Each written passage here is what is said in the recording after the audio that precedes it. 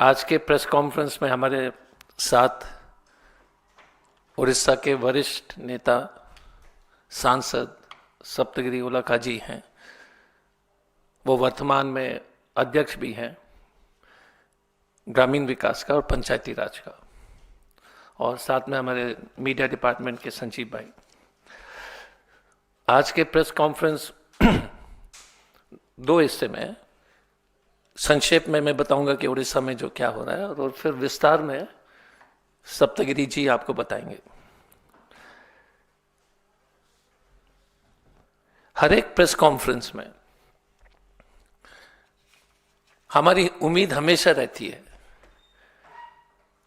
कि जो देश के गरीब लोग, आदिवासी, माइनॉरिटी, महिला, अनुसूचित जाति और गरीब लोग,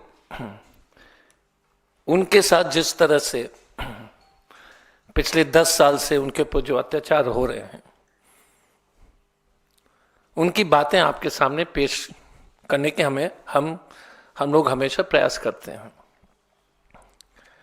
हम ये भी उम्मीद रखते हैं, अभी भी हमारी उम्मीद बनी हुई है कि main stream TV channels, press, ये भारत के अनेक जगह से जो कहानी आ रही है, जो गरीब लोग के साथ जो अत्याचार हो रहा है, उसको जो है वो पिकअप कर ले। हमारी कोशिश जारी रहेगी। मैं उम्मीद करूंगा कि किसी न किसी दिन भविष्य में ये स्टोरीज जो है आपके मेन स्टोरीज बनेंगे। जैसे कुंभ में कितने लोग असली में मरे, उनका नाम क्या है, उसी तरह से उड़ीसा में जिस तरह से पिछले 7 महीने में जो जंगल राज चल रहा है, उस पर प्रकाश डालने के लिए हमने आज एक इस प्रेस कॉन्फ्रेंस को हम दोनों ने संबोधित करने का प्रयास किया है। मैं शुरू करता हूं महान संत कबीरदास जी के दोहे से, मन मैलो तन उजरो बगले जैसे बेश, सबसे तो कौवा बला जो अंदर बाहर एक। अब भारतीय जनता पार्टी बाहर से भी काला, अंदर से काला, दिल में काला, जुबान भी काली, चरित्र भी पूरी तरह से काला। कबीरदास जी के समय में भारतीय जनता पार्टी उस समय थी नहीं तो उनके लिए भी एक अलग से दोहे वो लिख देते। एक वीडियो हम दिखाएंगे जो वर्तमान उड़ीसा मांझी जी के जो वीडियो है उसको देख लीजिएगा। उसके बाद जो है विस्तार में उसके बारे में हम बताएंगे। 2 वीडियो है, एक के बाद उसके बाद एक और गैप होगा। मु जेतबे पिला थिली अनेक समय भल चाकरीटे करी, भल घर गोटे झीटे बाहाबी, आम आदिवासी झील मैंने देखा टे सफा नुहति, सफा झीटे कौड़ी खोजी वास्तविक बोधे मो भाग्य ये मयूरभंज सहित संपर्क जोड़ी हबार थिला एवं सौभाग्य भी। उड़िया में है। मांझी जी का कहना है कि, और मांझी जी अपने आदिवासी हैं, उनका कहना है कि आदिवासी लड़कियां साफ सुथरी नहीं रहती हैं और हमें बड़े शादी के समय हमको खोज करके दूसरे जिला में जाकर के हमको शादी करने की आवश्यकता पड़ी। एक आदिवासी मुख्यमंत्री आदिवासी महिला और बच्चियों के लिए जो शब्द प्रयोग कर रहे हैं, सिर्फ ये आरएसएस के विश्वविद्यालय से पास करने वाला ही कर सकता है। मांझी जी भी उसी विश्वविद्यालय के जो है ग्रेजुएट हैं, और उनकी मानसिकता, इन्होंने आदिवासी के मुख्यमंत्री के सोच को भी अपने लोग के खिलाफ जिस तरह से आरएसएस बीजेपी जो है उनका सोच बदल दिया। आप समझ सकते हैं कि कितनी जहरीली विचारधारा है ये। कि एक आदिवासी चीफ मिनिस्टर अपने समाज के महिला को जिस तरह के शब्द के प्रयोग कर रहे हैं, साफ सुथरी नहीं है। और उनका कहना था कि उनके जो एक्चुअली कहना था कि हम गोरी लड़की को से शादी करने की कोशिश कर रहे थे, खोजते हम वहां पहुंचे। इस तरह का शब्द के इस्तेमाल सिर्फ बीजेपी आरएसएस के जो है ग्रेजुएट उनके विश्वविद्यालय से कर सकते हैं। दूसरा वीडियो एक और देख लीजिए, एक और है जो आदिवासी महिला के बारे में है।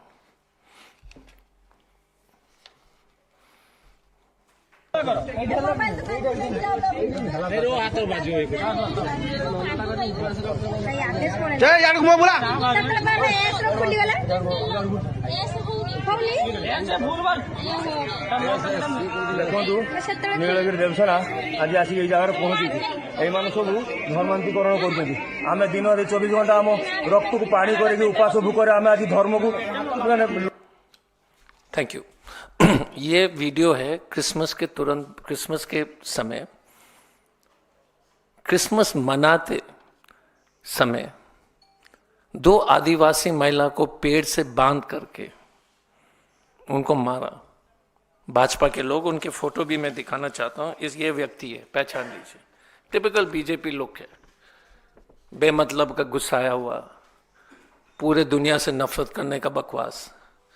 अब अगर दिल्ली में, आप सोच लीजिएगा कि दिल्ली शहर में क्रिसमस मनाने के समय कोई गुंडे पकड़ करके महिला को मारने लगे, और अगर ये बालासोर में हो सकता है, कल भुवनेश्वर में होगा और परसों दिल्ली में भी होगी। सिर्फ अपने धर्म के फेस्टिवल को मनाने के लिए 2 आदिवासी महिला को बांध करके मारना, एक गलत फहमी में मत रही है कि यह बालासोर की घटना। दूर 1700-1800 किलोमीटर उड़ीसा, एक बहुत दूर एक्सट्रीम ईस्टर्न कॉर्नर पर हमारा स्टेट है। ये जो है परसों, कल भुवनेश्वर में होगी और उसके बाद दिल्ली में परसों होगा। ये गलतफहमी दूर कर लीजिए, इनकी जो नफरत सिर्फ अपने धर्म के फेस्टिवल मनाने के लिए। जब हम लोग चुनाव के समय हम और सप्तगिरी जी और राहुल जी और सब लोग प्रचार कर रहे थे लोकसभा के समय में, हम हमेशा कहते थे कि जब भाजपा आएगी, और आप हर जगह प्रेस कॉन्फ्रेंस देखेंगे कि कोई सुरक्षित नहीं रहेगा। हमने चेताया था उड़ीसा की जनता को, महिला सुरक्षित रहेगी, आपके घर सुरक्षित नहीं रहेंगे, नौकरी सुरक्षित नहीं रहेगी, जंगल सुरक्षित नहीं रहेगा, आदिवासी जो है पूरी तरह से असुरक्षित हो जाएंगे। हमने हर जगह प्रेस कॉन्फ्रेंस में उड़ीसा के जनता को चेताया, और ये हमारी जो भविष्यवाणी कही है, कुछ भी कहिए, वो जो है सच निकला है। उड़ीसा की 7 महीने की सरकार में, सुन लीजिएगा कि हमने क्रिसमस वाले जो फंक्शन के बारे में तो आपको बताया था जिसमें बालासोर में हुआ। 21 नवंबर में एक आदिवासी महिला को मुंह में मनुष्य के मल को डाल दिया गया, कहीं पर कवरेज नहीं है। आप देख लीजिए ना कि हम किस तरह का स्टोरीज कवर कर रहे हैं। एक महिला आदिवासी के मुंह में मनुष्य का मल डाला गया क्योंकि उनके ट्रैक्टर जो है दूसरे की जमीन पर वो महिला ने गलती से चलाया। कोई न्यूज कवरेज नहीं है। मैंने पहले भी कहा कि हम उम्मीद करते हैं कि किसी दिन मनुष्यता जो है मेन स्ट्रीम मीडिया में सब जगह जगेगी। टीवी चैनल्स के लोग समझेंगे कि जिस तरह से ये लोग गलत कर रहे हैं देश के साथ, और सोशल मीडिया पर थोड़ा भरोसा है कि ये नेसेसरी न्यूज निकाल दें। 14 अक्टूबर 2024 में मलकानगिरी जिला में एक गांव के रहने वाली 19 वर्षीय की लड़की के साथ बलात्कार किया, कोई कवरेज नहीं। 1 सितंबर उड़ीसा के बालासोर में 9 वर्षीय आदिवासी लड़की की बलात्कार हुआ, कोई कवरेज नहीं। 1 जनवरी बालासोर में 4 ईसाई युवक न्यू ईयर मना रहे थे और उनको खून पिलाया गया और जय श्री राम बोलने के लिए मजबूर किया। मैं बता रहा हूं आपको कि यह बालासोर में 1 जनवरी को हुआ, तो जो है मार्च में भुवनेश्वर में होगा और जून में दिल्ली में होगी। अगर नए साल मनाने के लिए ईसाई समाज के लोग अगर अपने त्योहार मनाते हैं तो आप उनको खून जबरन पिलाएंगे, जबरन पीट पीट करके जय श्री राम बोलेंगे, तो बचा क्या है? कोई कवरेज नहीं है।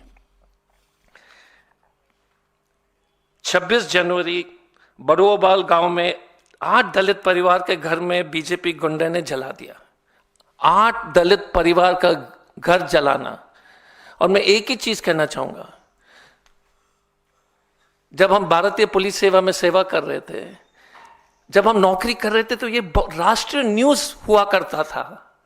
अगर किसी के घर जलाना, किसी को पीट देना, अब ये सब लोग न्यूज से बाहर हो गए। मैं हैरान हूं इस बात पर।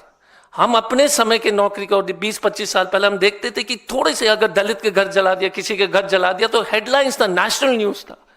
बट अब जो है इस देश में गरीब का घर जल जाए, दलित का घर जल जाए, कोई न्यूज नहीं है, कोई कवरेज नहीं है, ना तो टीवी चैनल में, ना तो न्यूज़पेपर में, ये सब गायब है। भरतपुर में एक पुलिस स्टेशन के अंदर एक सैन्य अधिकारी को और उनके फियांसी को पीट पीट करके मारा, वो भी न्यूज नहीं है। ये उड़ीसा में हुआ है। आर्मी ऑफिसर और उनके फियांसी और आर्मी ऑफिसर को जो शर्ट निकाला, जो भी होगा, मारपीट किया, कुछ लोग ने कवर किया था। तो इस तरह से लगातार डबल इंजन की सरकार ओडिशा में कानून व्यवस्था, जिस तरह से लोग तार तार कर रहे हैं, जिस तरह से आदिवासी दलित महिला जो है, गरीब लोग आज सुरक्षित हैं,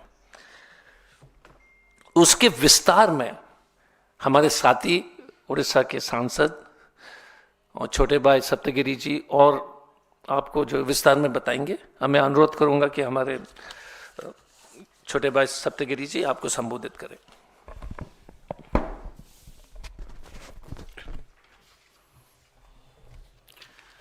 बहुत बहुत धन्यवाद डॉक्टर जी कुमार जी, आप सबका यहाँ पे बहुत बहुत स्वागत है। डॉक्टर जी कुमार जी ने बहुत विस्तार से बताया कि उड़ीसा में क्या चल रहा है। जो पहला वीडियो हम लोग को आपको दिखाए थे, जिसमें उड़ीसा के मुख्यमंत्री जो कि आदिवासी है, ये हम आपको ये बताना चाहते हैं कि बीजेपी एंड मोदी सरकार जो बार बार कहती है कि हम राष्ट्रपति आदिवासी को दिए, उड़ीसा में मुख्यमंत्री आदिवासी है, छत्तीसगढ़ में मुख्यमंत्री आदिवासी है, जो कहता है कि हम सबका साथ, सबका विकास, सबका प्रयास के साथ सबका विश्वास जीतना चाहते हैं। इनका एक हिडन एजेंडा है जो कि हम चुनाव के समय भी लोगों तक पहुंचने की कोशिश किए कि ये आदिवासियों को चाहने वाले में से नहीं है। इनका विचारधारा ही ऐसे है कि कैसे आरएसएस का एजेंडा चले एंड ये आदिवासी लोग को पावर के पोजीशन में रख के अपना जो एजेंडा चलाना चाहते हैं वो चलाएंगे।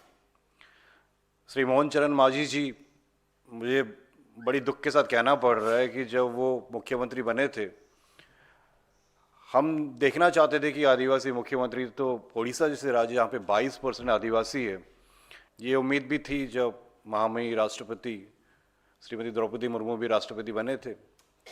अब उनके खुद के जो वीडियो देखिए आप, उनमें कैसे घृण व्यक्त किया आदिवासी महिलाओं के लिए। उन्होंने कहा कि मेरे जिला में मेरे आदिवासी माँ बहन जो महिलाएं हैं वो स्वच्छ नहीं है, गंदे हैं, इसीलिए मुझे बाहर जाके शादी करनी पड़ी। अब सोचिए, एक आदिवासी मैं भी हूँ, कितना पीड़ा लगा हो ऐसी बात अपने एक आदिवासी मुख्यमंत्री के जवान से सुनते हुए कि ऐसे अपने आदिवासी महिलाओं के और ऐसे कर रही है।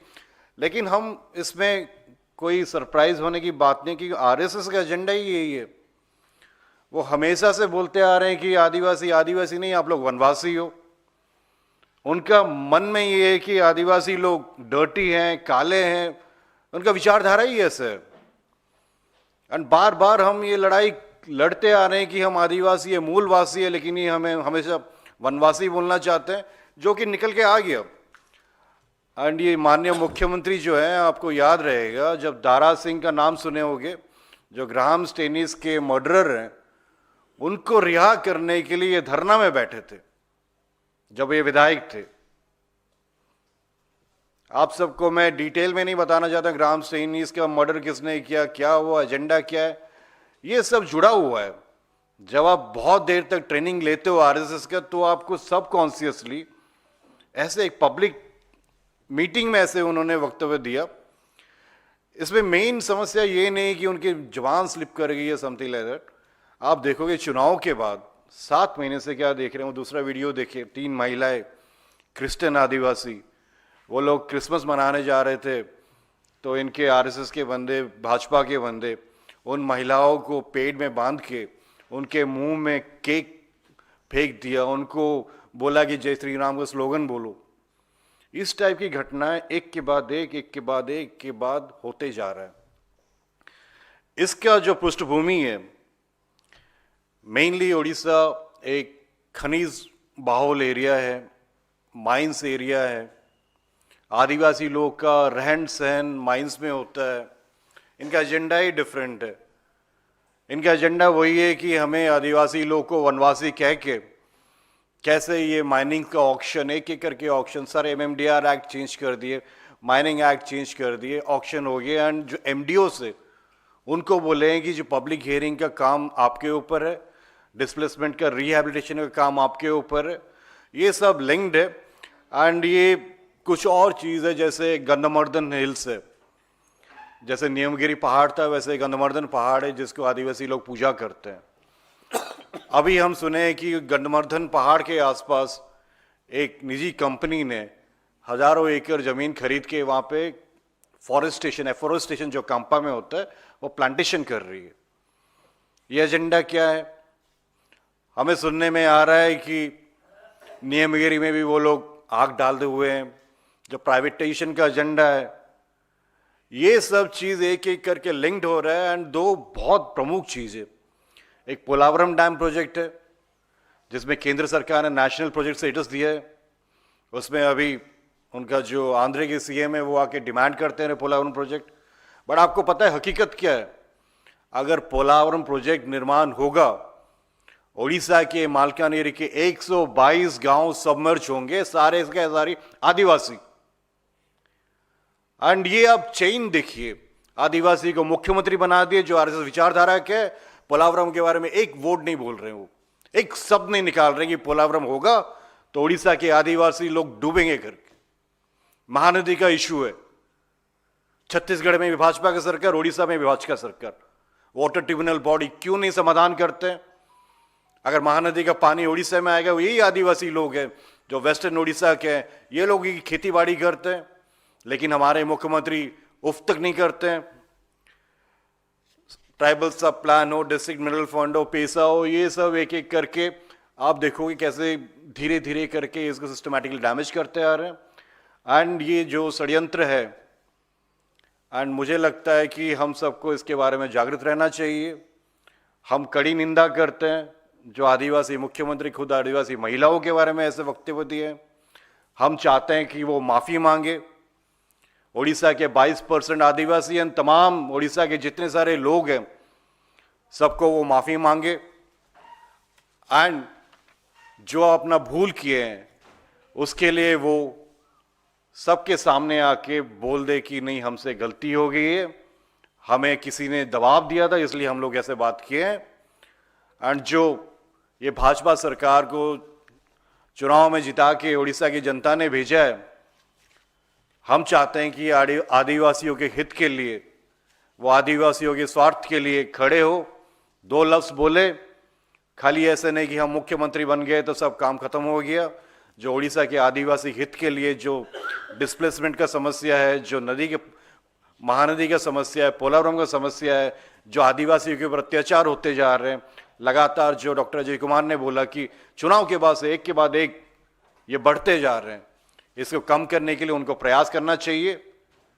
एंड जो इनका आरएसएस जो षड्यंत्र है, शिक्षा से लेके, लाइवलीहुड से लेके, लैंड से लेके, फॉरेस्ट से लेके, जैसे एकल विद्यालय से, इसमें भी आरएसएस का एजेंडा आदिवासियों को हिंदुत्व एजेंडा में डालने की कोशिश करते हैं।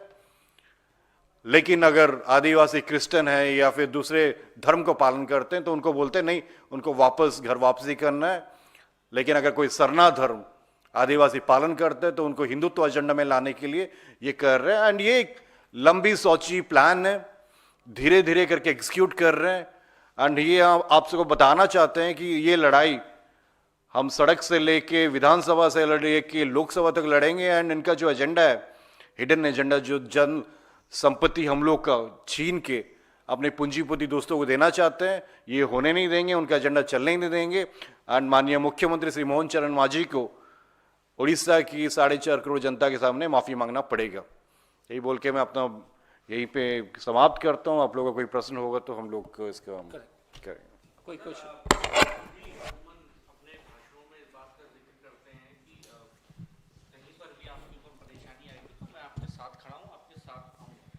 क्या आपने ये इशू जो आप हमें बता रहे हैं ये उनके साथ जिक्र किया, और क्या उनका कोई प्लान भविष्य में बनेगा कि वो इन पीड़ितों से मुलाकात करें या आप उन तक उन लोगों को पहुंचा पाएं? देखिए,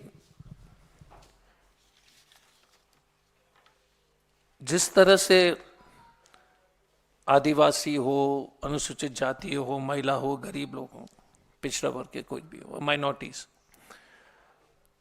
भाजपा शासित प्रदेश में इतने अत्याचार हो रहे हैं, तो राहुल जी के लिए 1 साल जो है ना 365 डेज कम पड़ेगा, क्योंकि हर रोज हो रहे हैं। अभी यूपी में बलात्कार हुई है, वो तो कोशिश करेंगे ही और हमेशा लड़ते आ रहे हैं। आपने देखा कि जहां भी संभव होगा, बट जो क्वांटम ऑफ एट्रोसिटी है वो humanly impossible for even 1 million people. 1 crore लोग भी, 10 लाख लोग भी जो है ना, अगर हर घर जाएंगे तो ये संभव नहीं है। मैं बता रहा हूं आपको कि जिस तरह से, जैसे सप्तगिरी जी ने कहा, 122 गांव जो विस्थापित हो जाएंगे। उड़ीसा में मैं तो सिर्फ आपको जो है स्क्रीनशॉट दिया है, जिस तरह से रोज rapes, murder, specially weaker section में, हमारे एक्स पीसीसी के घर में चोरी हुई है। आप सोचिए, जहां पर सुपर वीआईपी एरिया है। सो आई थिंक मिस्टर गांधी और कांग्रेस पार्टी, आपने लगातार, हमेशा हम लोग ने जो है गरीब लोग के विषय उठाया है, बट इनके पाप इतने ज्यादा हो गए कि यार किसी से संभव नहीं है, I mean to cover it up. Every corner of India, हर कोने में जो है अत्याचार हो रहे हैं। मणिपुर देख लो, अब कितने बार जाओगे मणिपुर में, कोई सीमा ही नहीं है। तो राहुल जी तो हमेशा चिंतित है, जाएंगे भी, लेकिन it's human impossible for anybody to cover the amount of atrocity. I will again say, and I know our day will come, I request the people and the press, please start speaking on these the voiceless, you know. I'm telling you as an ex-IPS officer, यार 2 आदमी अगर किसी की हत्या होती थी, घर जल जाता था तो नेशनल हेडलाइंस होते थे यार। अब तो 40, 50, 100 आदमी मरते हैं, कोई फर्क नहीं पड़ता है। महिला को पेट से बांध देते हो तो कोई फर्क नहीं पड़ता है। मनुष्य का मल खिला दो कोई महिला को, आदिवासी महिला को, कोई फर्क नहीं पड़ता है। I mean, where is it going to stop? And I am really shocked by the, not blaming you, you are doing your fight, and there are a lot of brave journalists doing their fight. I respect you all. I think your owners are responsible, but I'm just saying the rest of India has to wake up. That's all. So it's impossible. But you start covering these stories, it will make a people understand. Most of India, 99% of India don't know what happened in Balasore. जो अभी सप्तगिरी जी बता रहे थे कि cake मुंह पे डाल दिया, क्रिसमस का केक किसी आदिवासी महिला को पेट में बांध करके कोई डालता है क्या, बताओ? हमारे बहन के साथ होगी तो so please cover it if you can. I know the pressures you are under and I respect you all. You are all good people. Any other questions, sir? विषय से हटकर है, लेकिन उड़ीसा पे ही है सर। अभी पिछले कुछ दिनों पहले जो है संघ प्रमुख उड़ीसा गए थे, और जिस तरह संघ प्रमुख ने जो है स्वतंत्रता दिवस को लेकर बयान दिया था, उसको लेकर एनएसयूआई ने उनका विरोध किया, काले झंडे दिखाए। तो आपके 8 लोगों को, जिसमें उड़ीसा के एनएसयूआई प्रेसिडेंट समेत 8 लोगों को अरेस्ट किया गया, उनको प्रताड़ित किया गया, क्या कहना चाहेंगे? देखिए, इसमें एनएसयूआई अपना एक ही विंग है जो फंक्शनिंग है, बाकी ये लोग काफ़ी एक्टिव हैं उड़ीसा में। एनएसयूआई उदित प्रधान के स्टेट लीडरशिप में, आपको याद होगा कि कुछ दिनों पहले कंधमाल में 3 आदिवासी महिला आम की गुठली खा के उनकी मौत हुई। क्योंकि पीडीएस के जो चावल है इन आदिवासी तक पहुंचता नहीं है, तो उनके खिलाफ ये लोग आवाज़ उठाते रहे एंड सरकार के सामने आंदोलन करते रहे। मोहन भागवत जी जब गए उड़ीसा, उससे पहले उन्होंने कहा कि उड़ीसा को इंडिपेंडेंस 1947 में नहीं मिला है, इंडिया को इंडिपेंडेंस 1947 में नहीं मिला है, आज़ादी तब मिली है कि रामलला का जो स्थापना किए थे राम मंदिर के उद्घाटन में सही आज़ादी मिली है। ये संविधान का अपमान है, अपना जो फ्रीडम फाइटर्स का अपमान है, एंड उसी के खिलाफ अपने एनएसयूआई मोहन भागवत जी जब उड़ीसा पहुंचे तो उनको ब्लैक फ्लैग दिखा के डेमोक्रेटिकली प्रोटेस्ट किए। NSUI president and 8 NSUI activist को जेल में डाल दिए, एक जैसे कोई मतलब बड़े क्रिमिनल्स है। हमारे नेता सब उनसे मिले, हम आश्वासन दिए, कांग्रेस पार्टी उनके साथ खड़ी है। हमने खुद जेलर एंड सुप्रिंटेंडेंट से बात की, उनसे अनुरोध किए कि इनके साथ वो 3rd डिग्री टॉर्चर ना करे जो कि ये सरकार करती आ रही है।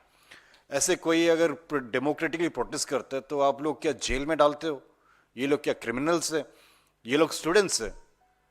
और जो मोहन भागवत जी ने बोला है स्पष्टीकरण करे वो, इसका हम निंदा करते हैं। हम अपने एनएसयूआई के साथियों से भी ये कहना चाहते हैं कि कांग्रेस पार्टी खड़ी है, राहुल जी खड़े हैं उनके साथ, खड़गे साहब खड़े हैं, एंड ये लड़ाई उनको लड़ना पड़ेगा जब तक कि ये संविधान पे खतरा है, जब तक कि संविधान पे लगातार आक्रमण होता आ रहा है, हमारी लड़ाई जारी रहेगी। आप जेल भेजो, जहाँ भेजो, हम डरने वाले नहीं है। ये लड़ाई हम लीगली भी लड़ेंगे एंड सड़क पे भी लड़ेंगे, एंड ये जारी रहेगा, डरने वाले नहीं है Congress party. Any other? Thank you so much.